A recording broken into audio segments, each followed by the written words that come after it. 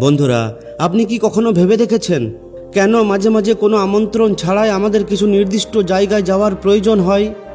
হ্যাঁ, আমন্ত্রণ ছাড়াই।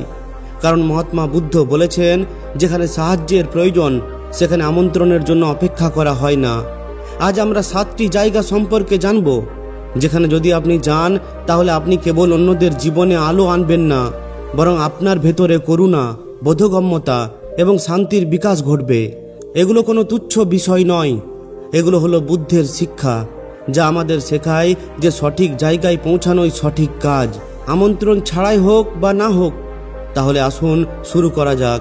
কেউ না ডাকলেও আমাদের কোন জায়গায় পৌঁছানো উচিত? প্রথম জায়গা হলো, যেখানে কেউ দুঃখী সেখানেই আপনার আমন্ত্রণ ছাড়াই যাওয়া উচিত। আপনি কি কখনো কাউকে নীরবে কাঁদতে দেখেছেন? কোনো শব্দ ছাড়াই, কোনো অভিযোগ ছাড়াই, শুধু ভেতর থেকে ভেঙে পড়া।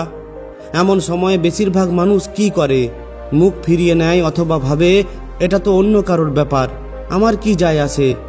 কিন্তু মহাত্মা বুদ্ধ বলেন, যেখানে কেউ দুঃখী সেখানে কেউ না ডাকলেও যাওয়া উচিত। কারণ দুঃখের কোনো শব্দ নেই, কেবল সংবেদনশীল হৃদয়ই তা শুনতে পারে। যে ব্যক্তি কারোর কান্নার ভাষা বোঝে তিনি করুণার মূর্ত প্রতীক হয়ে ওঠেন।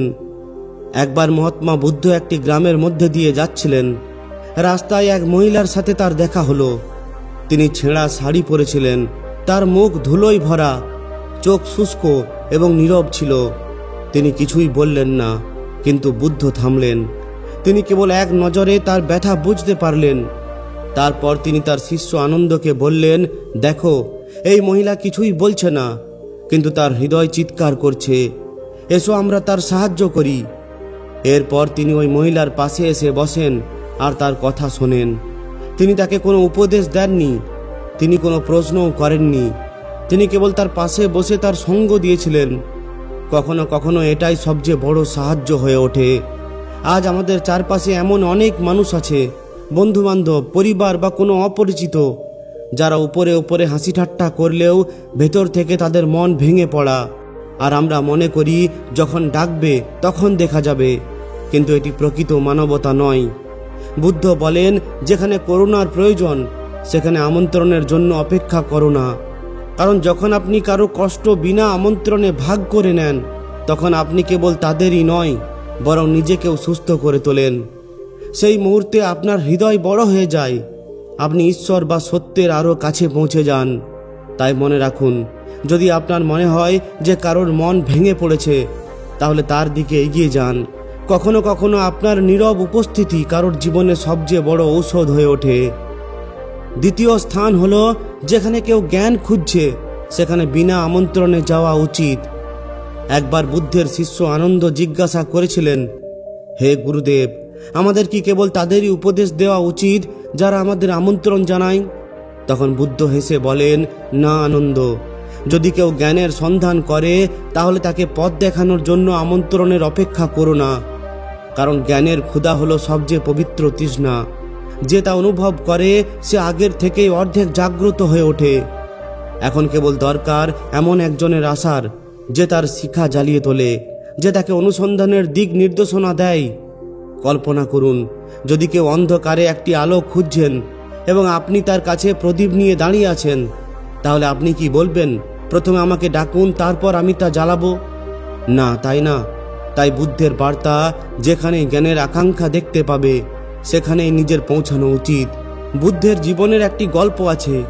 সুভূতি নামে একটি ছোট্ট ছেলে ছিল। সে প্রতিদিন বুদ্ধের কাছে আসতো, কিন্তু কিছুই বলতো না। সে কেবল দূর থেকে দেখত, শুনত এবং চলে যেত। বাকি শিষ্যরা বলেন, হে গুরুদেব, এই ছেলেটি তার সময় নষ্ট করছে। তখন বুদ্ধ বলেন, না, তার নীরবতাই হলো তার আহ্বান। এরপর একদিন বুদ্ধ নিজেই তার কাছে গিয়ে বললেন, যে অনুসন্ধান করছে তাকে পথ দেখানো আমার কর্তব্য, আমি আমন্ত্রণের জন্য অপেক্ষা করি না। সেদিন সুভূতি কাঁদতে শুরু করে।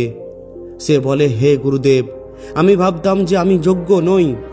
তখন মহাত্মা বুদ্ধ তাকে বলেন, ক্ষমতা নয়, ইচ্ছাই যথেষ্ট। জীবনে অনেক সময় আমরা এমন মানুষের মুখোমুখি হই যারা মনে মনে প্রশ্ন নিয়ে ঘুরে বেড়ায়, যে আমি কে, আমার জীবনের অর্থ কি, আমি কেন সুখী নই। কিন্তু তারা জিজ্ঞাসা করতে অক্ষম, কারণ সমাজ আমাদের শিখিয়েছে যে প্রশ্ন জিজ্ঞাসা করা হলো লজ্জাজনক। এমন পরিস্থিতিতে যদি আপনার সামান্যতম বোধগম্যতা বা অভিজ্ঞতা থাকে, তবে আপনার কাজ হলো তাদের মনের দরজা খুলে দেওয়া, নম্রভাবে কোনো উপদেশ না দিয়েই কেবল একটি পথ দেখানো। বুদ্ধ বলেছেন যে জ্ঞান ভাগাভাগি করা অহংকারী নয়, এটি হলো সবচেয়ে পবিত্র সেবা।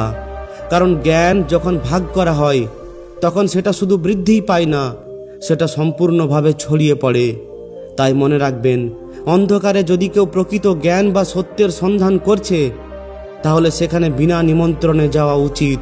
কারণ জ্ঞান কেবল নিজের জন্য নয়, এটি একটি প্রদীপের মতো যা নিজেই জ্বলে এবং অন্যকে আলো দেয়। তৃতীয় স্থান হলো, যেখানেই দ্বন্দ্ব চলছে সেখানেই বিনা নিমন্ত্রণে যাওয়া উচিত। বুদ্ধ বলেন, যেখানে আগুন জ্বলছে সেখানে চুপ করে দাঁড়িয়ে থেকো না। কারণ যখন দুটি হৃদয়ের মধ্যে ঘৃণার আগুন জ্বলে, তখন কেবল দুটি হৃদয়ই পুড়ে যায় না, সম্পূর্ণ বাতাসও বিষাক্ত হয়ে ওঠে। এই কারণেই বুদ্ধ শিক্ষা দিয়েছিলেন যে যেখানেই বিরোধ আছে সেখানেই বিনা নিমন্ত্রণে যাওয়া উচিত, কিন্তু সেখানে লড়াই করতে নয়, শান্তি সৃষ্টি করতে। একবার দুটি গ্রামে লড়াই চলছিল। বিরোধ এমন পর্যায়ে পৌঁছেছিল যে তরবারি নিয়ে টানাটানি হয়েছিল। বুদ্ধ যখন এটি জানতে পেরেছিলেন, তখন তিনি সেই রাত্রেই সেখানে পৌঁছেছিলেন। তাকে কেউ আমন্ত্রণ জানায়নি। লোকেরা বলেছিল যে, হে গুরুদেব, এটা আমাদের নিজেদের ব্যাপার, আপনি কেন এসেছেন? তখন বুদ্ধ হেসেছিলেন আর বলেছিলেন, মানুষ যখন একে অপরকে ঘৃণা করতে শুরু করে, তখন এটি আর একজন ব্যক্তির ব্যাপার থাকে না, এটি মানবতার বিষয় হয়ে ওঠে। তিনি কারোর পক্ষ নেননি বা কাউকে দোষারোপও করেননি। তিনি কেবল একটি কাহিনী বলেছিলেন যে একবার দুটি ষাঁড় লড়াই করছিল।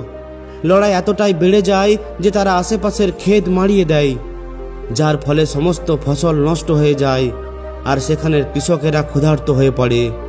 তারপর যখন ওই ষাঁড়গুলি বুঝতে পারে যে চড়ার জন্য আর কোনো ঘাসও অবশিষ্ট নেই, তখন নীরবতা নেমে আসে।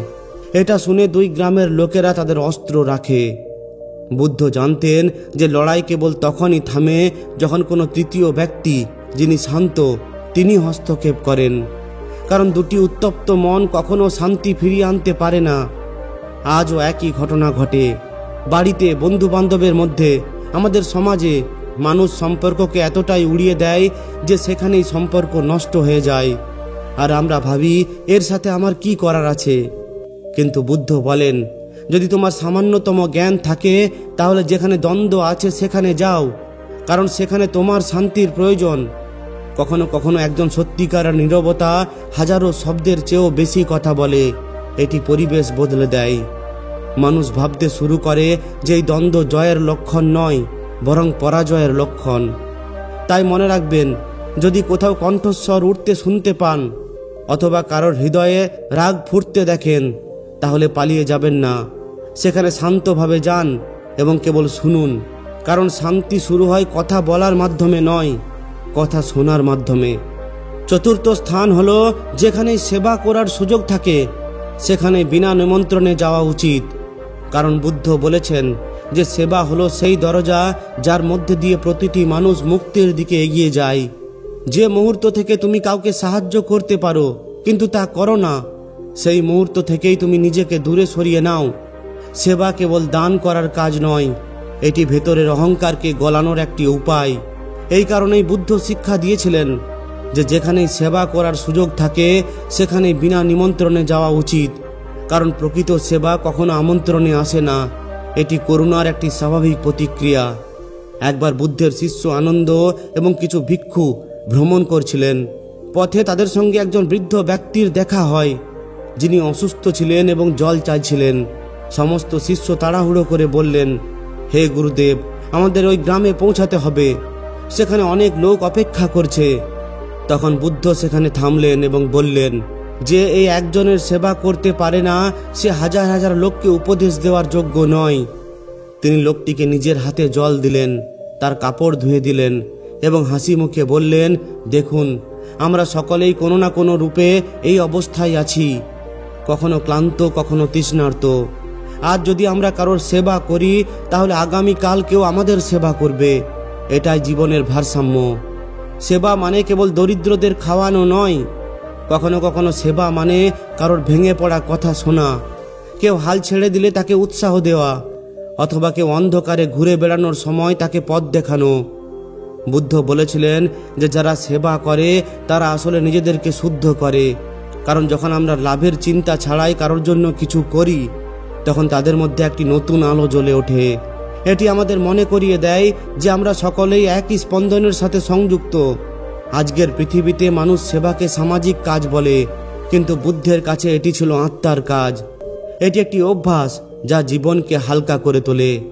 অতএব যদি আপনি কাউকে সাহায্য করার সুযোগ পান তাহলে তারা আপনাকে আমন্ত্রণ জানিয়েছে কি না তা নিয়ে চিন্তা করবেন না, শুধু এগিয়ে যান, কারণ কোনো সেবা আমন্ত্রণ না করেই করা হয়। পঞ্চম স্থান হলো যেখানেই সত্য লুকানো হচ্ছে সেখানে নিমন্ত্রণ ছাড়াই চলে যেতে হবে। মহাত্মা বুদ্ধ বলেছেন, যারা অন্যদের নীরবতাকে ভয় পায় না কেবল তারাই সত্যকে রক্ষা করতে পারে। সত্য হলো একটি প্রদীপ যা নিভে গেলে পুনরুজ্জীবিত করা হলো প্রতিটি জাগ্রত ব্যক্তির কর্তব্য। সত্য সর্বদা সোজা নয়, কখনো কখনো একটি ভয়ের অধীনে চাপা পড়ে, কখনো কখনো মিথ্যার কণ্ঠস্বর হয়ে যায়। আর এমন সময়ে যদি কেউ এগিয়ে না আসে মিথ্যা তার নিজস্ব সাম্রাজ্য প্রতিষ্ঠা করে। এই কারণেই বুদ্ধ বলেন, যেখানে সত্য লুকানো হচ্ছে সেখানে অবশ্যই নিমন্ত্রণ ছাড়াই চলে যেতে হবে। একদিন একজন বণিক বুদ্ধের কাছে এলেন। তিনি ভয়ে কাঁপছিলেন। তিনি বললেন, হে গুরুদেব, আমি দেখেছি যে গ্রামের প্রধান মানুষকে প্রতারণা করছে, কিন্তু যদি আমি কথা বলি তাহলে তিনি আমাকে শাস্তি দেবেন। বুদ্ধ তার চোখের দিকে তাকিয়ে বললেন, যদি শাস্তির ভয়ে সত্য লুকাও তাহলে সেই শাস্তি প্রতিদিন ভেতর থেকে তোমাকে আঘাত করবে। তারপর তিনি বললেন, সত্য বলা হলো সিংহের গর্জনের মতো। প্রথমে এটি ভীতিকর, কিন্তু একবার আপনি গর্জন করলে সম্পূর্ণ জঙ্গলও চুপ হয়ে যায়। আমাদের সকলের চারপাশে এমন কিছু জায়গা আছে, অফিসে, সমাজে, এমনকি ঘরেও, যেখানে সত্যকে চাপা দেওয়া হয়, কখনো ক্ষমতার ভয়ে, কখনো সম্পর্কের ভয়ে, কখনো জনতার নীরবতায়। কিন্তু বুদ্ধের পথ ভিন্ন। তিনি বলেন যে ব্যক্তি সত্যের পক্ষে দাঁড়ায় সে একা নয়, সত্য নিজেই তার সঙ্গে দাঁড়ায়। অতএব যখনই তুমি মনে করো যে ইচ্ছাকৃতভাবে কিছু লুকিয়ে রাখা হচ্ছে অথবা কোনো নিরপরাধ ব্যক্তিকে মিথ্যাভাবে ভাসানো হচ্ছে, তখন চুপ করে থাকবে না, কারণ নীরবতাও অন্যায়ের সহযোগী হয়ে ওঠে।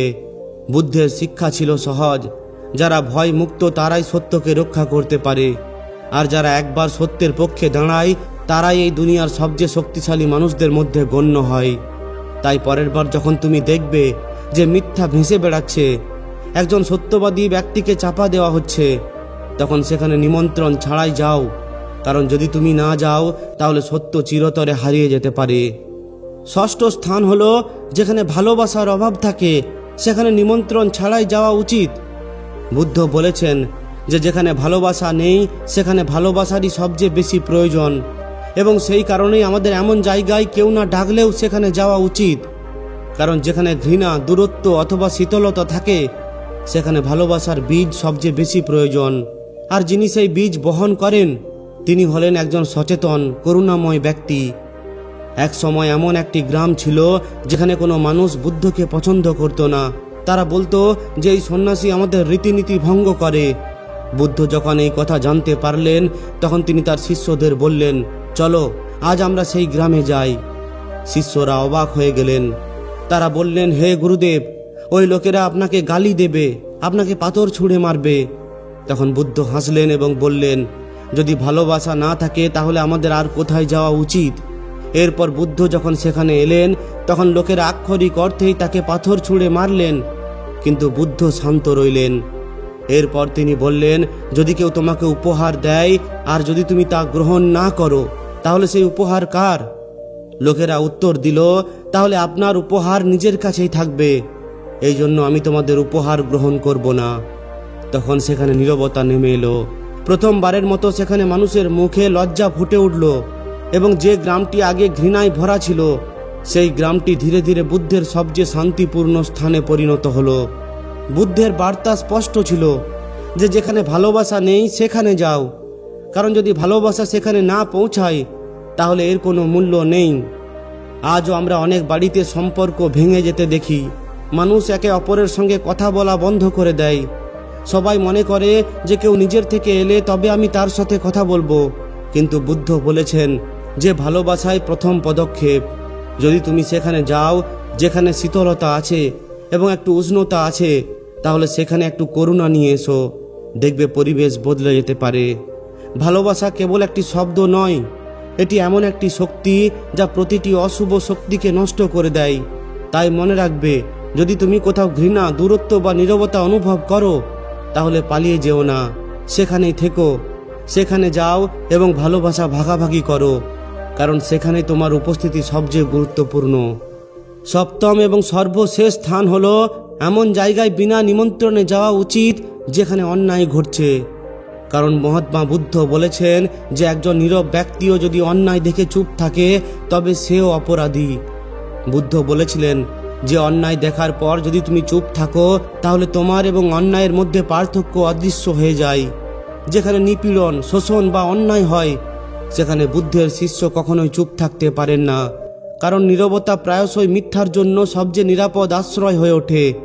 একবার বুদ্ধের একজন শিষ্য গ্রামের এক ধনী ব্যক্তিকে বিনা কারণে এক যুবককে বেত্রাঘাত করতে দেখলেন। সবাই দেখছে, কিন্তু কেউ কিছু বলছে না। তারা ভাবছিল যে সে কেন এগিয়ে যাবে, কিন্তু ওই শিষ্য এগিয়ে গেল। সে বলল, থামো। লোকেরা ভয় পেয়ে গেল। লোকেরা ভাবল সে কি পাগল। তখন ওই শিষ্য বলল, আমরা যদি আজ তাকে থামাতে না পারি তাহলে সে আগামীকাল অন্য কাউকে মেরে ফেলবে। এরপর যখন এই কথোপকথন বুদ্ধের কাছে পৌঁছালো, তখন কেউ একজন বলল, গুরুদেব, ওই শিষ্য নিজেকে বিপদে ফেলেছে।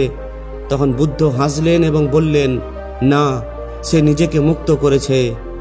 যে অন্যায়ের বিরুদ্ধে রুখে দাঁড়ায় সে ভয়ের বন্ধন থেকে মুক্ত হয়। বুদ্ধের মতে অন্যায় থাকলে সেখানে নীরব থাকা পাপ, কারণ নীরব থাকার মাধ্যমে আমরা অন্যায়কে ক্ষমতায়ন করি। মনে রাখবেন, সত্য সবসময় শব্দের মাধ্যমে জয়লাভ করে না। কখনো কখনো এটি একটি একক সত্য পদক্ষেপ। আজকের দুনিয়ায় এই শিক্ষা আরও গুরুত্বপূর্ণ।